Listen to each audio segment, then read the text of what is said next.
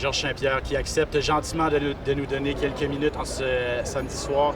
Georges, tu es ici pour accompagner Eman Zahabi. Qu'est-ce que ça représente pour toi? C'est presque la famille Zahabi, là, on dit que c'est ta famille. C'est comme un petit frère pour toi, Eman. Pourquoi c'était important pour toi que tu tenais vraiment à être ici avec lui? Bien, premièrement, c'est un ami, c'est un partenaire d'entraînement. Son frère, c'est l'entraîneur, le chef. Alors, pour moi, c'était inévitable. Là. Puis en plus, à cause de l'événement à la Maison-Blanche, donc c'est pour ça que je suis ici. Je me rappelle, en 2012, j'ai couvert un événement de toi à Montréal, puis tu m'avais dit, Eman Zahabi, c'est un petit jeune du Tristar, il va être vraiment, vraiment bon, surveillez-le. Ça a pris peut-être plus de temps que prévu, mais toi, tu n'es pas surpris de le voir à ce niveau-là? Ah non, je ne suis pas surpris, puis le ciel, c'est la limite pour lui. En fait, s'il gagne son combat demain, ça lui donne une grosse opportunité pour peut-être aller pour un combat championnat du monde. Qu'est-ce qu'il doit faire pour battre Sean O'Malley? En fait, Eman, lui, c'est quelqu'un qui est bon avec le volume, la pression. Il doit mettre la pression, rester sur Sean O'Malley, pas le laisser respirer.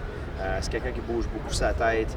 Et, laisser les gros coups de Sean O'Malley, les coups de poing passés, puis pas les prendre en pleine figure. Et c'est ça, je pense qu'il peut gagner avec le volume et c'est comme ça qu'il peut. C'est sa force à Eman. Quel conseil tu lui as donné ou tu vas lui donner avant son combat? C'est un environnement historique, tu l'as dit, unique, mais tu as vécu des gros combats, des grosses expériences. Qu'est-ce que tu peux lui dire pour le préparer? En fait, c'est de se concentrer sur les choses qui peut avoir le contrôle dessus et essayer de tout faire pour être à son meilleur, de se concentrer sur l'objectif. Ne pas se concentrer sur, par exemple, les choses qu'il ne contrôle pas, parce que ça, c'est une perte d'énergie, c'est une distraction inutile.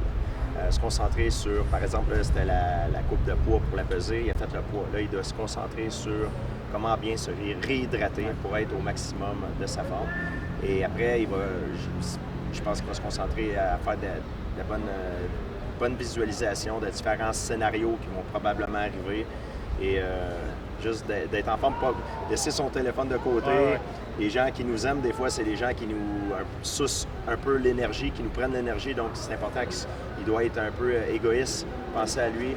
Et après le combat, bien, il peut retourner à la bonne personne qu'il est normalement. Mais là, c'est important qu'il soit renfermé sur lui-même. La finale, Justin Gaethje, Ilia Topuria. Est-ce que tu as une prédiction, une analyse? Bien, écoute, les odds donnent Topuria favori à pleine couture. Mais Gaethje, c'est un guerrier, hein? On ne peut jamais le compter battu. Alors, c'est sûr que si j'aurais à gager ma maison, j'irais pour Topuria.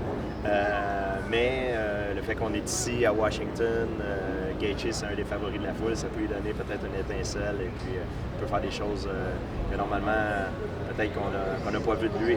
Peut-être amener le combat au sol ou faire quelque chose comme ça. Je sais que tu es occupé, mais j'ai pas le choix de te demander parce que Dana White a dit si Alex Pereira gagne un titre dans une troisième catégorie, c'est lui qui va être considéré comme le meilleur de tous les temps. J'ai un des meilleurs de tous les temps à côté de moi. Qu'est-ce que tu fais de ces commentaires-là? Est-ce que c'est vrai qu'un titre dans 3 catégories, c'est impressionnant? Ah, bien sûr. S'il fait ça, il va faire l'histoire et puis ça va être un des meilleurs de tous les temps, bien sûr, à 100%. Georges, merci énormément. Bon combat demain avec toi. Merci beaucoup.